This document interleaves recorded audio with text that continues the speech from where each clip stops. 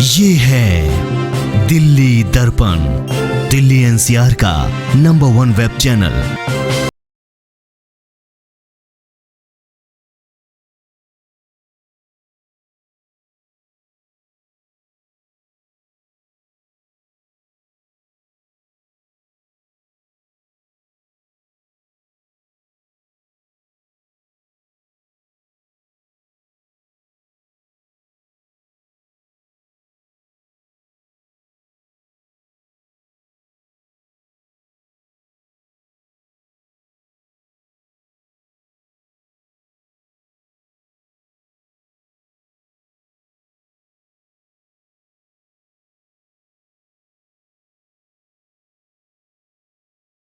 के प्रति लोगों में कितनी आस्था और कितना विश्वास है। इस कलयुग में भी कृष्ण कितने पूजे जाते हैं, इसकी एक मिसाल दिल्ली के रोहिणी सेक्टर 22 में देखने को मिली, जहां पॉकेट 7 में स्थित रामलीला ग्राउंड में मानक धार्मिक समिति और श्री नंदकिश्वर ट्रस्ट द्वारा पहली बार श्रीमद् भागवत कथा का आयोजन संपूर्ण हुआ।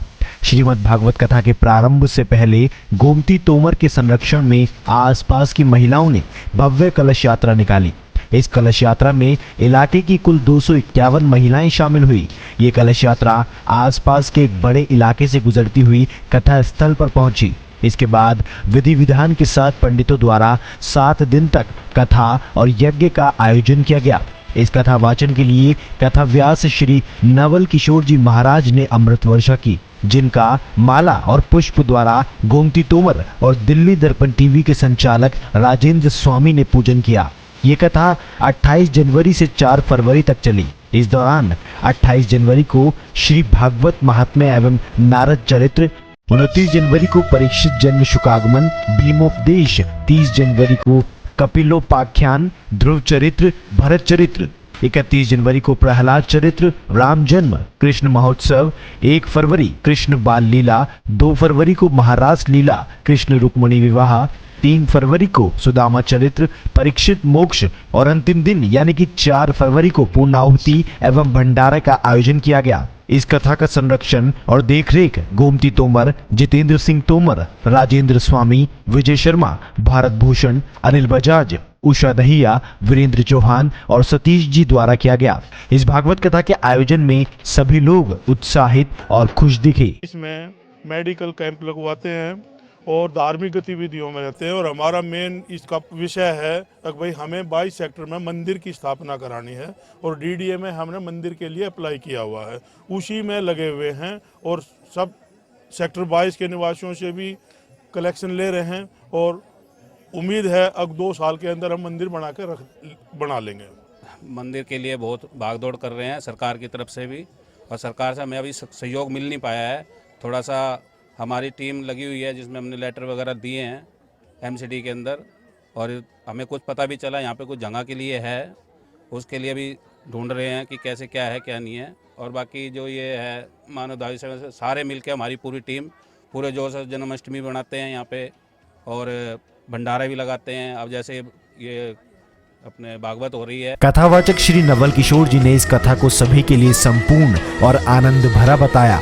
बहुत ही श्रद्धा भाव से यहाँ सब लोगों ने इस श्रीमद् भागवत कथा सप्ताह में सबने खूब सहयोग किया और एक ऐसा 7 दिन तक ये उत्सव आनंद चला कि 7 दिन पता ही नहीं चला कैसे निकल गया। प्रातः यज्ञ और शाम को नित्य कथा में सब लोग निमग्न रहते थे, बहुत सबने कथा का आनंद लिया। वहीं इस संस्था से जुड़े लोगों और श्रद्धालुओं की माने तो वो सभी इस कथा से बेहद खुश हैं और सभी लोग चाहते हैं कि इस तरह की कथा आगे भी रोहिणी के लोगों को भक्ति के सागर में डुबाने के लिए जारी रहे। प्रयास करेंगे, इससे भी खूब अच्छी कथा हो।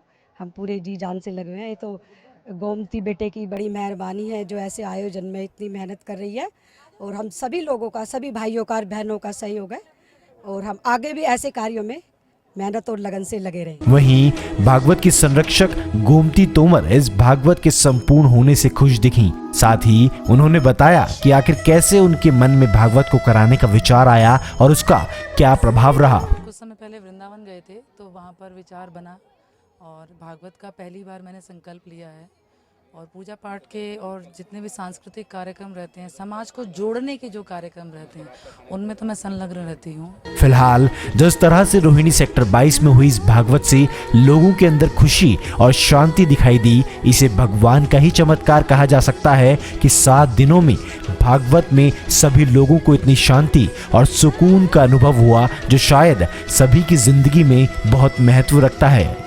ब्यूरो रिपोर्ट, दिल्ली दर्पण टीवी। लेटेस्ट खबरों के लिए सब्सक्राइब करें हमारा YouTube चैनल या फिर लॉग ऑन करें www.delhidarpantv.com। खबरों की कवरेज और विज्ञापनों के लिए संपर्क करें इस नंबर पर।